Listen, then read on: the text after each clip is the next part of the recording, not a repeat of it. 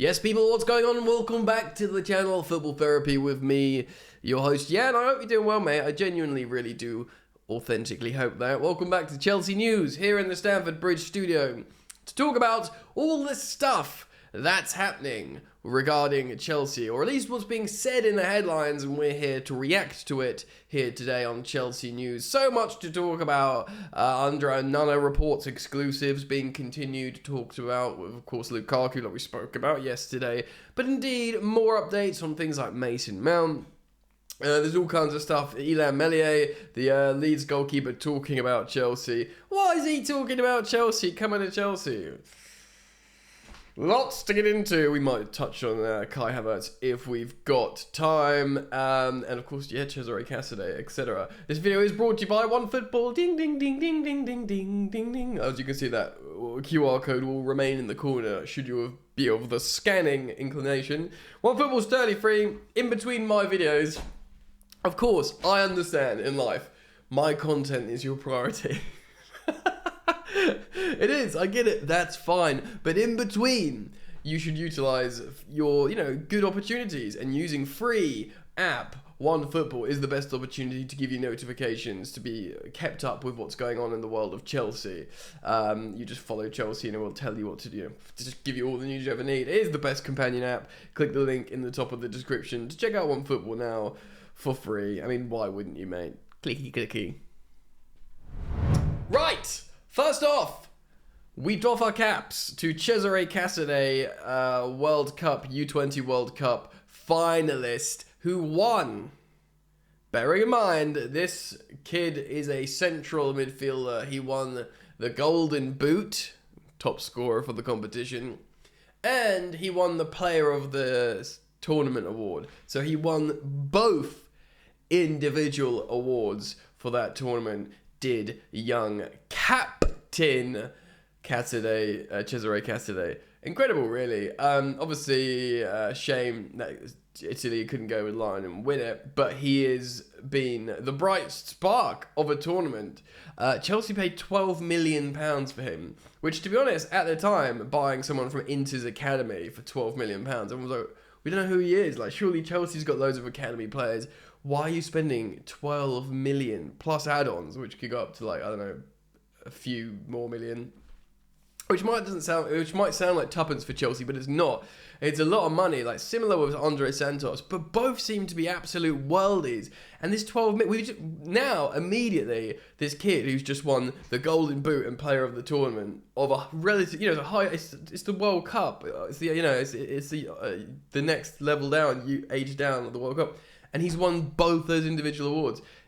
Even like if for now his price tag is just doubled, because he's high profile now. Everyone can see him scoring a lot of goals, and everyone suddenly would be interested in him. That's massively positive, considering he hasn't actually played for Chelsea. And he probably will go on loan, you have to think, but man, like, Pochettino will look at this guy, just like he will Andre Santos. And if you really want some goals from midfield, it's the Italian Frank Lampard. Anyway, congratulations to him, and commiserations to Italy for not winning, but whoa, what a player. Alright then, there's so much to talk about. Kai Havertz has been linked with a move away, of course, to Real Madrid. Rudiger's spoken about this on international duty. He said, I'll be happy to play with Kai Havertz again at club level. Dun dun dun. Unfortunately, I cannot say much. Blah blah blah blah blah blah blah blah blah blah blah blah. Kai Havertz, of course, being linked to Real Madrid, where Tony Rudiger plays. And they want Kai, and Kai wants Real. Why wouldn't he? I don't think he's got anything against Chelsea fans. I think he just recognises what's been a dysfunctional yet glorious time at Chelsea. Dysfunctional yet glorious. I want that on my tombstone. So yeah, and he probably just thinks, right, well, this is an opportunity. While they want me, I should try and go to Real Madrid. Fair enough. I hold no grudges, neither should you. But the issue here, despite the buying club wanting him and despite the player wanting to go, it's exactly the same scenario with Mason Mount. Chelsea Pricing players out of moves. Fabrizio Romano confirms this about Mason Mount as well. Manchester United have sent messages to Mason Mount confirming the intention to insist in the next few days of signing him. Of course, personal terms, not an issue. They've been agreed. The player is keen on the move. Mason Mount doesn't feel valued at Chelsea. He sees an opportunity to get rewarded for what he deems his worth at Manchester United. Priority was to stay at Chelsea, but that they couldn't meet in the middle. He couldn't, he wanted to be on parity of Reece James or of Raheem Sterling. They won't pay him that for one reason or another, whether it's because they think, they probably think Raheem Sterling, in hindsight, is a bit of a mistake, but, you can't replace Reece James. Maybe there's an element of Mason Mount, that the aforementioned Cesare Casadei, the aforementioned briefly Andre Santos, maybe they think, fine, we'll just keep Gallagher for Mount. Do you know what I mean? These hybrid number 8, 10s, although granted Andre Santos is a deeper player, but do you know what I mean? Maybe they think, okay, this is a position in football right now that we can replace.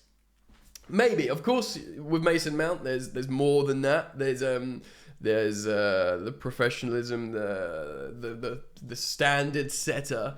I know people think it's lame, but understanding the club, that is a lot to be said about that in terms of just success from an institution. You can't just be numbers, stats, and throwing people together. You need a few people that understand what you're doing there. Otherwise, it's just like a Sunday business meetup, and everyone's like, sorry, no one really understands the banner that they're fighting together under and stuff like that. So there's relatively intangible stuff that you'll be losing. Chelsea keep asking for an €80 million fee for Mason Mount. This is why the deal is not progressing at the moment, but it's not over. This is what Manchester United are saying to Mason Mount. They're saying, look, it's not over. We're going to come in hard for you. They're going to be fools not to sell you. They did this with Jadon Sancho and they ended up paying the money. Look, Mason Mount as a player, as an asset in terms of his age profile, what he can offer a team, a club on and off the pitch, £72 million or whatever it is, £70 million is absolutely fine.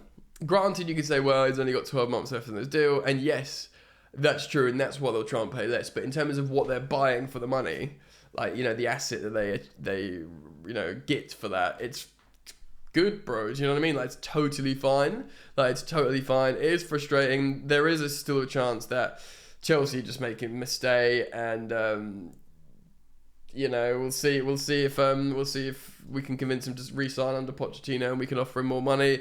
I think he's probably going to go. I just think he's going to go. Before we move on to some other goalkeepers and stuff, Moises Caicedo. The Blues are expected to attack the situation soon, says Fabrizio Romano. Of course, both Arsenal and Chelsea have targeted Moises Caicedo, but Arsenal are putting all the eggs in the Declan Rice basket, which leaves Chelsea ample room to try and wriggle in and negotiate a deal for Brighton's Moises Caicedo. And of course, Chelsea already have a potent relationship with Brighton Hove Albion. I've joked about this, about we're like the mugs who keep giving them money, so of course they let us back in. But you think, after all this spending, we would get some kind of loyalty card here, right? You would think. So we'll obviously keep it locked, and I will react and upload? Well, I will upload, because that's what I do as a content creator. I will react and update you on everything with these transfers. Before we move on, just a quick reminder, please do drop a like. See if we can get over 2,000 like we did in the last video. That's really cool. Just got to click like. It takes a second. Thank you for subscribing. And should you choose to do so, you should hit that sweet, sweet bell, baby. It's not my best. So, Illan Meslier, the young French goalkeeper, has been flapping his gums about Chelsea. Of course, he has been linked to Chelsea. He's a relegated goalkeeper with Leeds. And he has been highly rated for a while, Illan Meslier. The thing is, he's young, he's 23, he's already got so much experience as a 23-year-old, which is rare in goalkeepers, unless you're like Gianluigi Donnarumma. But my issue with Meslier, he's good with his feet. He does make some wicked saves, and he's and he's big, and that's nice after, because he reminds me a lot of Kepa, but bigger, which kind of in a lot of ways makes people think, like a tall version of Kepa who can actually, reach the corners of the goal. But he's just so used to being a Leeds player. He's so used to shipping so many goals. And I think there's just a really negative muscle memory about that I'm not overly excited about. Just used to goals flying past all the time. I'd prefer the opposite. Of course, it looks like Tottenham are going to sign David Raya of Brentford, which is another relatively high profile target for clubs, including Chelsea. It looks like Tottenham are going to get him to replace Hugo Lloris. That is a good acquisition and applies pressure to Chelsea to get one of these alternative goalkeepers. Of course, we've spoken about Mike Mignon and Andre Onana. We'll speak about Onana again in just a moment. So I'm not really overly excited about Meslier. He was asked while he's on international duty, I believe, about his contract and move to Chelsea. So he says, for now, I have a contract till 2026. Officially, I still belong to Leeds. I will have to think about what could be the best project, be that at Leeds or another club. Well, okay, if you're thinking about the best project, my friend, it's going to be at another club. Whether it will be as good as Chelsea, I don't know, but you will get an opportunity to be not playing in the Championship, that's for sure. So then he was asked about Chelsea, and because he has been linked to Chelsea, to which he responded, if it's to go to Chelsea and be on the bench, I'm not interested in that. If it's to be the number one, of course, you can't say I'm not interested in Chelsea. Of course you're interested in Chelsea, you're relegated goalie. Didn't this happen with Butler years ago? I don't know, man. I would not be overly... He's still so young, and he has got the capacity to play well, but hot dog, it would be relatively underwhelming. But maybe Poch can make him a beast, and it's another young player that he develops, but also there'll be a little bit of a kick in the teeth to Gaga Slonina, who's a couple years, 3 years younger than him. If you're going to go... I know he's so experienced for first team, even top flight football, Ilan Meslier, but... I don't know. I feel like you need to get someone a little bit more senior to pave the road for Gaga Slonina, because so many people think that he's legit got a chance. Before we talk about Andre Onana and Lukaku from an exclusive from, and I'm sorry, The Sun. Fabrizio Romano does also spoke about Chelsea's signing a striker, how it's a priority this summer. It's got lost in the wash a little bit with Chelsea chasing Ugarte, and then the truth coming out about Pochettino, saying cool interest on Ugarte. And of course, goalkeepers, we've been talking about goalkeepers a lot, but striker is very much, we are going to buy a good striker.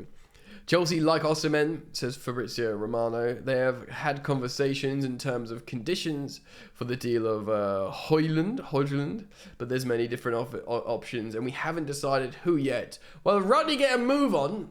I would love Victor Osimhen. He'll just be so expensive, dude. Negotiating with De Laurentiis at any time is super ruddy hard. But negotiating with De Laurentiis after they've won their first Scudetto in over a decade or whatever it is, that is going to be... that is going to be horrendous. Let's move on. Alright, Andy Dillon of The Sun, yes, sorry for reading this rag, has written about his exclusive with Onana. The Blues are eyeing into keeper Andre Onana and are ready to make their move following their defeat in the Champions League final. Inter have already found a replacement. Ooh, this isn't Gianluigi, no, it's Gigolimo Vicario. Yeah, I apologise for that pronunciation. From Serie A rivals Empoli. But they are still demanding around £55 million for Onana. I believe also that I heard the number. Certainly Thomas Frank of Brentford say David Raya will go for 40 million, at least 40 million. Premier League improvement, I guess. who kept Man City's formidable striker Erling Haaland at bay in the Champions League final. Yeah, he had a great Champions League final. Onana, we spoke about that in yesterday's video. He was beaten only by a surprise shot from midfielder Rodri, which sealed victory for the Premier League champions. Incoming Chelsea boss Mauricio Pochettino is a huge admirer of Onana and is eager to get the deal done. We've spoken about how he's his choice. How, he wants Lautaro Martinez and Onana. He basically wants all the Inter players. I don't think we'll go for Lautaro, and a lot of people are underwhelmed by Lautaro's final performance. But yeah, I think everyone will get behind Andre Onana. News that Inter will now push to sign Vicario will be most welcome for the Argentine as he prepares to take over officially on the 1st, in a couple of weeks plus time. Lukaku played alongside Onana against City, in which may have been his last game for Inter before he returns to Chelsea. The Belgium is due back for talks with Pochettino, but would prefer to remain in Italy. There is talks between a possible swap deal with the unwanted defender Kalidou Koulibaly thrown in. Of course, Serie A. No, Koulibaly is a very good defender out there. Even though he's on crazy Chelsea wages, so we'll have to see something there. But the breakthrough may now come as expected into secure a deal for Vicario to replace Onana. So our two keepers, Aretha Balaga and Mendy, face uncertain futures. Onana, 27, has also retired from international football, so can commit fully to Chelsea. That slipped me by. I didn't know that. Joao Felix has been sent back to Atletico. Kante is off to Saudi. Mason Mount's wanted by United. And of course, like we mentioned, Kai Havertz is wanted by Real Madrid. Interessant, mes amis. So look, man, it does look like they've got a replacement. Inter are always keen to make money. They've been in peculiar financial fair play situations for a while now, so they will be interested in if Chelsea make a strong offer for Andre Onana. Manchester United are thinking about a goalkeeper as well, though it's not their priority. They're going to give De Gea an extension, which I think we all want. Chelsea could get a free run at Andre Onana, and that would be an excellent, let's face it, Galactico level signing. So we'll all be very excited about that. But we are still looking for a striker, midfielder, and of course these high-profile exits may still, well, they probably will still happen. So make sure you subscribe and turn on that sweet, sweet bell, baby, so you do not miss a beat. Thank you for liking the video. Go check out OneFootball. It's free. Link in top of description. Boys and girls, keep it locked. I'll be back very soon. Peace.